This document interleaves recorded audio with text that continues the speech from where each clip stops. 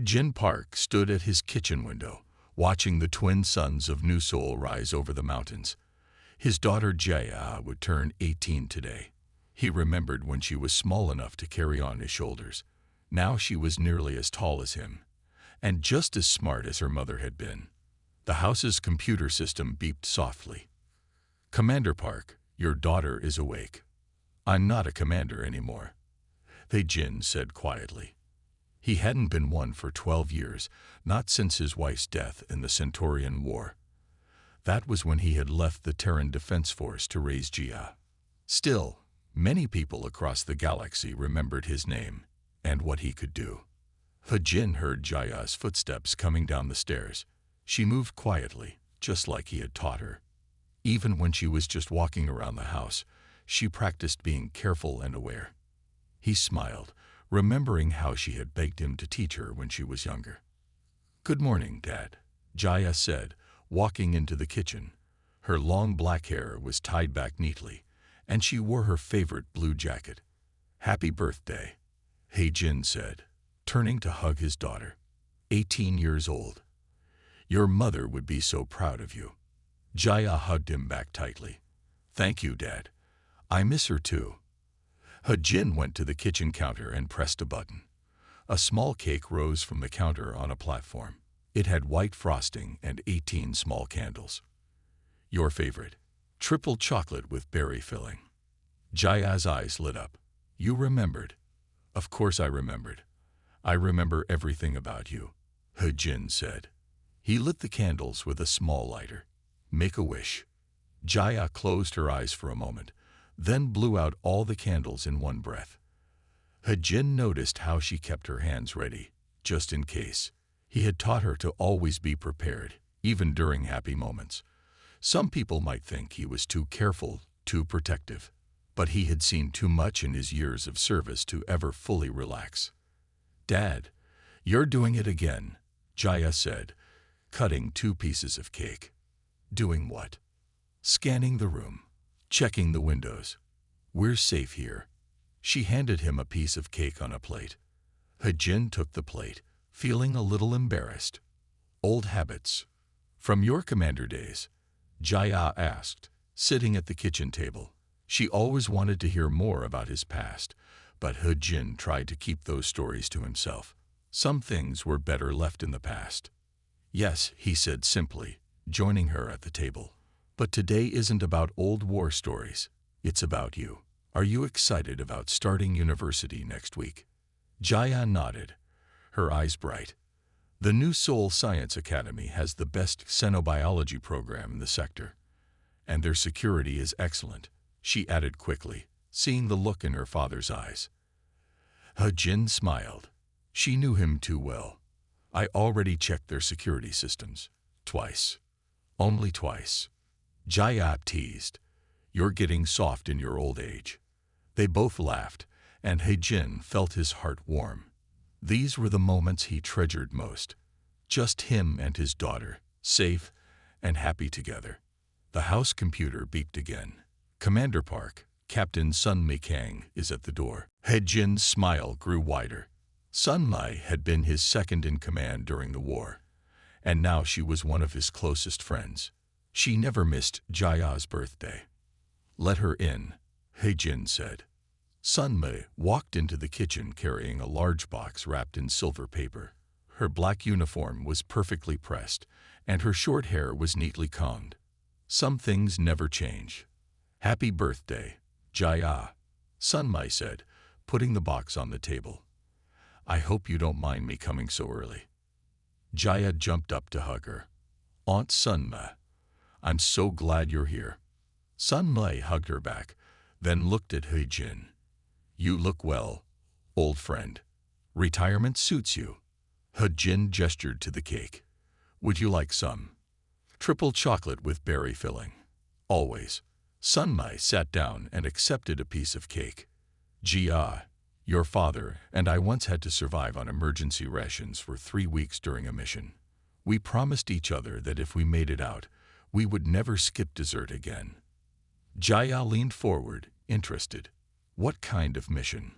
Sun Mi caught Jin's eye, and changed the subject. Open your present instead. Jaya carefully unwrapped the silver paper. Inside was a beautiful dark blue jacket made of special material that could adjust to any temperature. It's perfect. Thank you, Aunt Sunma. It's not just fashionable, Sunma said. It has some special features your father would approve of. Tracking beacon, emergency shield, and a few other surprises. Hejin nodded approvingly. Sunma understood why he was so protective of Jia. She had been there during the war, had seen what they had all lost. The morning passed pleasantly with cake, stories, and laughter. But Hejin noticed how Sunmi kept checking her communicator. Something was bothering her. After Jaya went upstairs to try on her new jacket, Hejin turned to Sunmi. What's wrong? Sunmi looked around carefully before speaking. There are rumors. The Drachnid Consortium is up to something. Their ships have been seen too close to human space. Hejin felt his muscles tense. The Drachnids had been quiet since the war, but they were never to be trusted. How close? Too close to New Seoul for my comfort, Sunmi said quietly. I've increased patrols, but she hesitated. Maybe you should delay Jaya's start at the university. Hejin shook his head. We can't live in fear forever. Jia deserves a normal life. The academy has good security, and she knows how to take care of herself. Like father, like daughter, Sunmi said with a small smile. Just be careful, old friend. Some people still remember Commander Park, and not all of those memories are good ones. Hejin looked out the window at the peaceful streets of New Seoul. He had chosen this place because it was safe, quiet, far from his past. But sometimes the past had a way of finding you, no matter how far you ran. If anyone tries to hurt her, he said quietly, they'll learn why people used to fear my name. Sunmi touched his arm gently. Let's hope it doesn't come to that. Today is for celebration, not war talk. They heard Jaya coming back downstairs, and the serious conversation ended. But Hejin kept thinking about Sunmi's warning. He watched his daughter showing off her new jacket, laughing and happy, and made a silent promise. No matter what came, he would keep her safe. It was the last promise he had made to his wife, and he intended to keep it. The rest of the birthday passed peacefully, but Hejin stayed alert. Some people called him paranoid. He preferred to think of it as prepared. In his experience, the quiet moments were often just the calm before the storm. And if a storm was coming, Hejin Park would be ready for it. After all, he hadn't earned his reputation by being caught off guard. The New Seoul Science Academy stood tall against the morning sky, its glass towers reflecting the twin suns. Jaya Park walked through the main entrance, trying to contain her excitement. It was orientation day, and everything felt new and possible. Commander Du Young watched the young woman through his ship's advanced cameras. His vessel hung in orbit, cloaked from New Seoul's detection systems. He had planned this day for months, studying every detail of Hejin Park's daily routine and his daughter's schedule. Sir, the target has entered the building. Lieutenant Tai Yang reported from his station. Security systems are operating normally. Du Young nodded, his scaled fingers tapping against his command chair. Remember, we need her alive and unhurt. Her father must have a reason to negotiate. Tai Yang bowed slightly, hiding his true thoughts. The commander didn't know that he had already made his own deals. The girl would be worth far more on the open market than whatever military secrets they might get from her father. Inside the academy, Jaya sat in the grand hall with hundreds of other new students. The dean was giving a welcome speech, but Jaya was more interested in studying the room's layout. 2 main exits, 4 emergency doors, security cameras in each corner. Her father's training was hard to ignore. Next, we'll split into smaller groups for campus tours, the dean announced. Please check your tablets for your group number. Jaya looked at her tablet. Group 7, meeting in the East Wing. She gathered her things and headed toward the assigned location. The hallways were crowded with excited students, but she still noticed when someone started following her. 3 people, trying to look casual. They wore student clothes, but their movements were too careful, too coordinated. Jaya quickened her pace slightly, her hand touching the special jacket Aunt Sunmay had given her. The tracking beacon was there if she needed it. She turned down a quieter hallway, mind racing through her options. The east wing was ahead, but between her and safety were her followers. She could try to reach the main hall again, but that would mean turning back. Suddenly, the lights went out.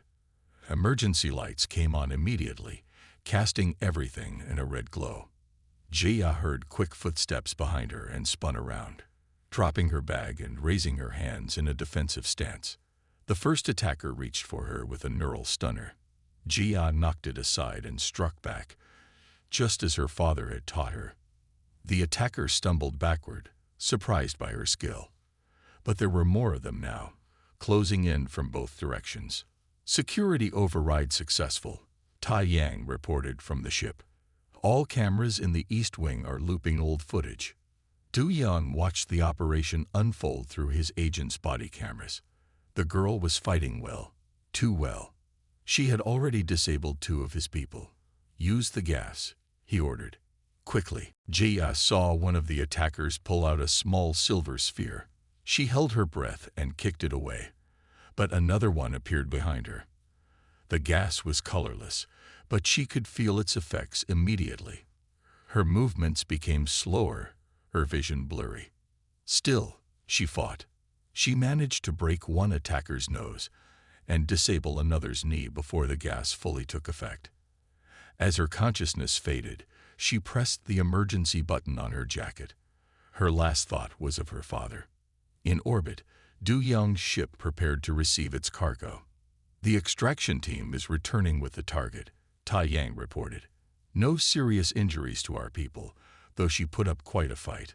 Like father, like daughter, Du Yang said. Begin transmission of the ransom message as soon as she's secured. I want Heijin Park to know exactly who has his daughter and what we want from him. Tai Yang bowed again, already planning how he would redirect the ship to his real buyers. Yes, Commander. Should I prepare the holding cell? The special one, with the quantum locks, Du Yang ordered. I studied the father's record. We can't take any chances. At that moment, in his quiet house on the outskirts of New Seoul, Heijin Park felt his personal communicator vibrate. It was the emergency signal from Jaya's jacket. His whole body went cold. The house computer spoke. Commander Park, there has been a security breach at the New Seoul Science Academy. All systems in the East Wing were compromised for 3 minutes and 12 seconds. Heijin was already moving. He opened a hidden panel in his study wall, revealing a room full of equipment he had hoped never to use again. Weapons, armor, and communication devices from his military days, all maintained and ready. His communicator beeped again. This time, it was Sunmay. Heijin, our sensors just detected a cloaked ship breaking orbit. It matched known Drachnid configurations. They have her, Heijin said, his voice deadly calm. They took my daughter. I'm already calling in every favor I have, Sunmay replied. We'll find her. Heijin began putting on his old combat suit. It still fit perfectly. No, Sunmay, we'll do more than find her. He checked his weapons with practiced efficiency. We'll remind the galaxy why they used to fear the name Commander Park. In space, Du Yang's ship accelerated away from New Seoul. He looked at the unconscious girl in the holding cell through the security feeds. She was secured by the best restraints the Drachnid consortium could create. Everything was going according to plan. What Du Yang didn't know was that his perfect plan had 3 major flaws. First, he had underestimated Jaya's training. Second, he hadn't noticed the advanced tracking technology built into her new jacket. And third, most importantly, he had made the mistake of hurting the daughter of the deadliest human in the galaxy. Lieutenant Tai Yang watched his commander's confidence with hidden amusement. Soon, very soon, he would make his move. The girl would bring him wealth beyond imagination, and by the time anyone realized what had happened, he would be far beyond their reach. But Tao Yang had made the same mistakes as his commander. He didn't know that even as they fled New Seoul, Haejin Park was already preparing for war. He didn't know that the retired commander had spent 12 years building a network of contacts and resources, all for one purpose, keeping his daughter safe. And he certainly didn't know that he had just helped start a chain of events that would remind the galaxy why humans, especially this human, were not to be crossed. The ship vanished into hyperspace, carrying its precious cargo toward what its crew thought was victory. Instead, they were heading straight toward their own destruction. The storm that Haejin Park had always prepared for was finally here, and it would shake the galaxy to its core. Haejin Park sat in his command room, surrounded by glowing screens. His old military equipment hummed to life, scanning communications across dozens of star systems. Sunmai stood beside him, making calls to their network of contacts. The ransom message played again on the main screen. Commander Du Young's scaled face looked straight at the camera. "Commander Park, we have your daughter. In exchange for her safe return, we want the classified files from Operation Shadow Storm. You have 48 hours to respond." Haejin's face showed no emotion, but his hands tightened on the arms of his chair. Operation Shadow Storm had been his last mission, the one that ended the Centaurian War. Its details were sealed for good reason. "They're trying to trace any response you send," Sunmai said, checking her instruments. The message came through 3 different relay stations. "I'm not going to respond," Haejin said quietly.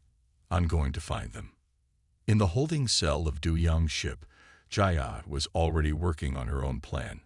The quantum locks on her restraints were strong, but her captors had made a mistake. They hadn't noticed the small device hidden in the collar of her jacket. Jaya waited until the guard changed shifts. Then she whispered, "Activate Emergency Protocol 3. The collar of her jacket stiffened slightly, now working as a signal booster. Any transmission she made would be stronger, harder to trace back to her. The new guard was younger than the others, less careful.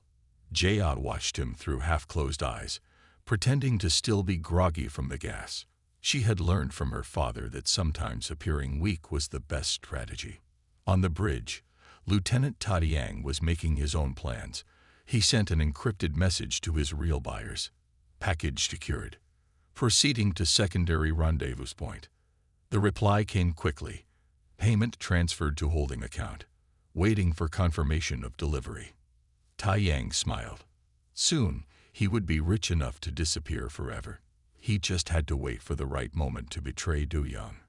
Back on New Seoul, Haejin's network was already spreading across the galaxy.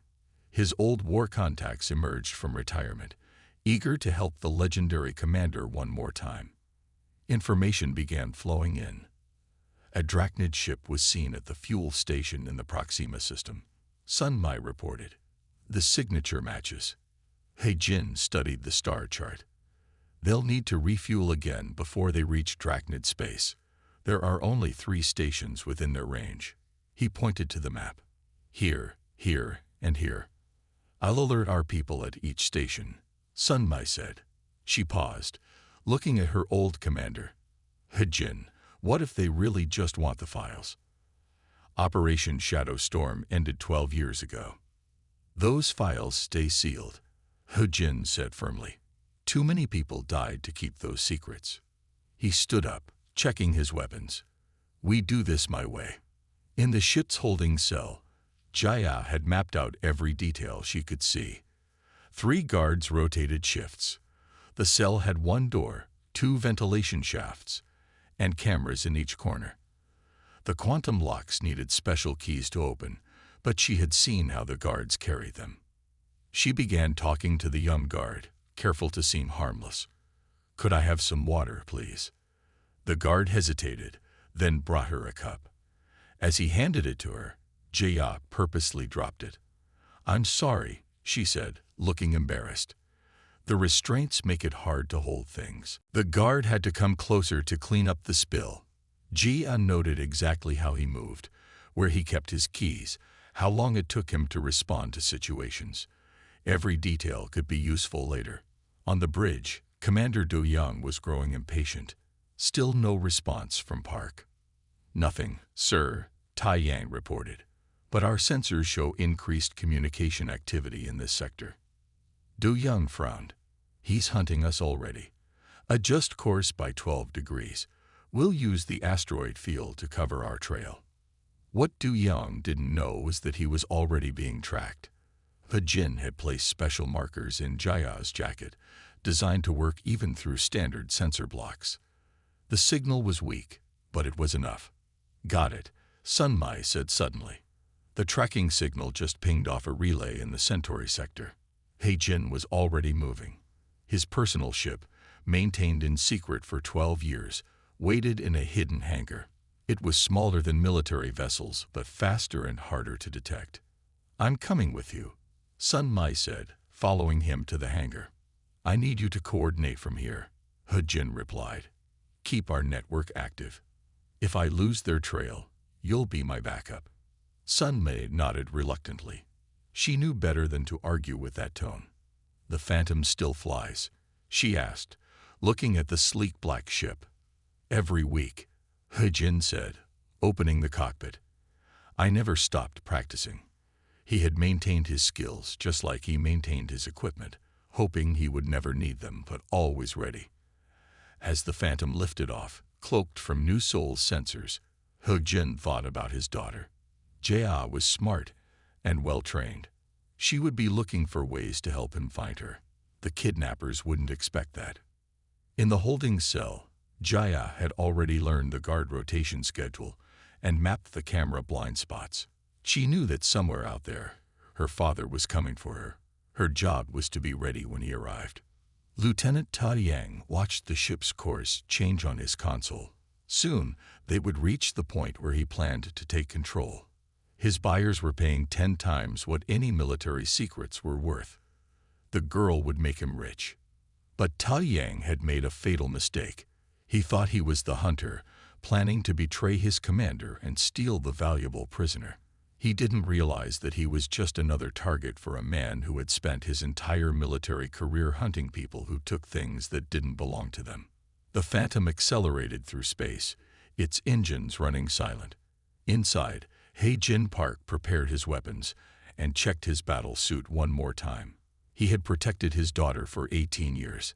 He had given up his career, moved to a quiet colony, lived a peaceful life, all to keep her safe. Now someone had broken that peace. They would learn why even retired legends should be left alone. The galaxy was about to remember why Commander Park's name had once made even the bravest warriors think twice about their choices. The hunt had begun. The Phantom glided through space, running dark and silent. He Jin Park studied the sensor readings on his screen. The Drachnid ship's trail was getting fresher. They were heading toward the outer rim, where rules were loose and questions were rarely asked. His communication system blinked with an incoming message from Sun Mai. "He Jin, I found something." The fuel station records showed 2 separate payments for the same refueling stop. Someone on that ship is working against Du Young. He Jin frowned. Double crosses made things more complicated. "Can you trace the second payment?" "Working on it. But there's more." 3 high-ranking consortium officials visited New Seoul last month. They were asking questions about Operation Shadow Storm. Inside the Drachnid ship, Jaya continued her careful observation. The young guard, she had learned, was named Minho. He was different from the others, less cruel. He sometimes talked to her when he thought no one was watching. "Why does Commander Du Young want my father's military files so badly?" she asked Minho during his night shift. Minho looked around nervously before answering. "They say Operation Shadow Storm wasn't just a military victory. Something else happened, something that scared the consortium badly." Jaya stored this information away. Every piece could be useful. She had already mapped the entire cell block in her mind, noting every detail that might help her father when he came. On the bridge, Lieutenant Ta Yang received another encrypted message from his buyers. "Change of plans. Meet at coordinates attached. Bring only the girl. The military files are worthless now." Tai Yang felt sweat on his scales. The new meeting point was far from his planned route. He would have to act sooner than expected. Commander Do Yang called a meeting of his senior officers. Our sources report increased activity among retired human military personnel. Park is mobilizing his old network. Let him try, one officer said. We're too far ahead. Do Yang slammed his fist on the table. You fool. Do you know what Park did during the war? He once tracked a stealth ship through an asteroid field using only radiation from their crew's breakfast food. The man is a hunting machine. In the cell block, Jaya felt the ship's engines change tone. They were altering course. She pressed her ear against the wall, using the technique her father had taught her to judge engine sounds. The new course would take them toward the lawless sectors. She touched her jacket's collar again, whispering another coded message. The signal booster sent it out, masked as normal space static. Her father would know how to find it. Back on the Phantom, He-Jin's sensors picked up the weak signal. Years ago, he had taught Jaya how to encode messages in normal background radiation. Now those lessons were paying off. Course change, he muttered, adjusting his ship's trajectory. They're heading for the shadow sector. He opened a channel to Sunmei. I need everything we have on recent consortium activity in the shadow sector. Sunmei's voice was grim. Already on it. He-Jin, I found something else. Lieutenant Tai Yang, Du Yang's second-in-command, made a large purchase last week. A private asteroid base in neutral space. He's planning to betray Du Yang. He-Jin said. The military files were never the real target. In his quarters, Tai Yang finalized his plan. In 6 hours, they would pass near an unmapped nebula. The radiation would blind their sensors for 12 minutes. Perfect cover for his move. But Du Yang was not as blind as his lieutenant thought. Years of political survival had made him paranoid. He had noticed the small signs of betrayal building. Now he watched Tai Yang through hidden cameras, waiting to see his next move. The ship's corridors were quiet during the night shift. Jia listened to the guard's footsteps, counting the seconds between patrols. Minho would be on duty soon. She had seen how the guilt ate at him. Today, she would use that. My father, she said when Minho started his shift, he isn't just a soldier. He's a good man. He retired to raise me after my mother died. Everything he did in the war, he did to protect people. Minho shifted uncomfortably. We're just following orders. Whose orders? Jaya asked softly. Du Yang's? Or Tai Yang's? I've heard them arguing when they think I'm asleep. The young guard's eyes widened. He had noticed things too, things that didn't add up. The changed course, the secret messages, the extra security protocols. In the Phantom's cockpit, He-Jin received a priority message from Sunmei. The second payment trace came back. Tai Yang was paid by the Nova Syndicate. They're slave traders, He-Jin. They deal in high-value hostages. He-Jin's hands tightened on his controls. The Nova Syndicate was known for selling politically valuable prisoners to the highest bidder. They didn't care about military secrets. They wanted Jia as leverage against him. The pieces were falling into place. The consortium officials asking about Shadow Storm, Tai Yang's betrayal, the Nova Syndicate's involvement. It was all connected, but how? On the Drachnid ship, Du Yang called his most trusted guard. Watch Tai Yang. When he makes his move, be ready. But Tai Yang had his own supporters among the crew. The ship was dividing into silent factions, each waiting for the moment to strike. Jaya felt the tension building. The guards were nervous, checking their weapons more often. Something was about to happen. She had to be ready. She looked at Minho. Whatever happens next, remember you have a choice. My father taught me that we're all defined by the choices we make when things are hardest. The young guard said nothing, but his hand rested briefly on his key card. Jia noticed, but kept her face calm. Another piece of information for later. In the Phantom, He-Jin's sensors detected the approaching nebula. He knew what Tai Yang would be thinking. It was the perfect cover for a betrayal. "Sun Me," he called. "I need a direct line to the Nova Syndicate's usual channels. We're going to send them a message they can't ignore." The web of betrayal and revenge was pulling tighter. Soon, very soon, it would all come to a head. He-Jin Park, the legend who had never lost a hunt, was closing in. And in her cell, Jaya Park, daughter of the deadliest human in the galaxy, waited patiently. She had learned from her father that timing was everything. When the moment came, she would be ready. The nebula grew larger in the ship's view screens.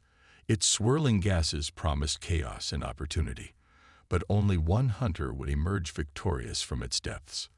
The game was reaching its final moves.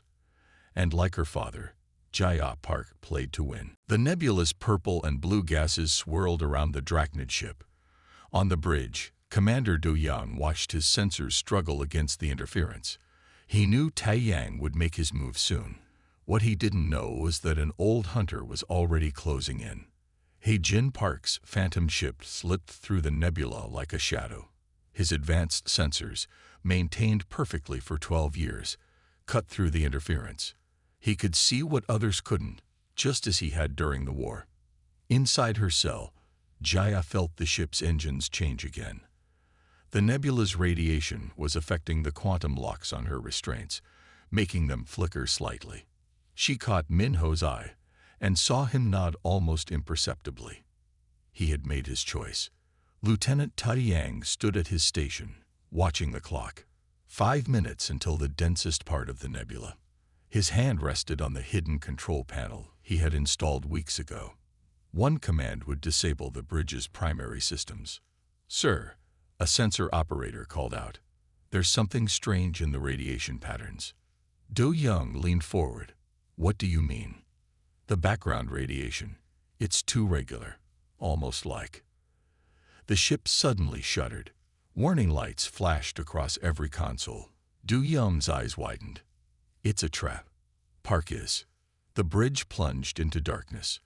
But it wasn't Tai Yang's doing. He-Jin Park had used the nebula's radiation to mask his approach, just as he had done in countless battles before. The Phantom was now attached to the Drachnid ship's hull like a deadly parasite. In the confusion, Tai Yang saw his chance. He activated his hidden commands, sealing the bridge doors and activating his loyal followers' emergency signals. "The Nova Syndicate sends their regards," he said, drawing his weapon. But Du Yang was already moving. "You fool," he snarled. "You think I didn't know?" His personal guards emerged from hidden panels, weapons ready. "The Nova Syndicate paid you well.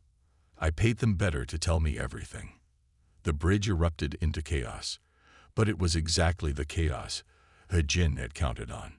In the cell block, Minho moved quickly.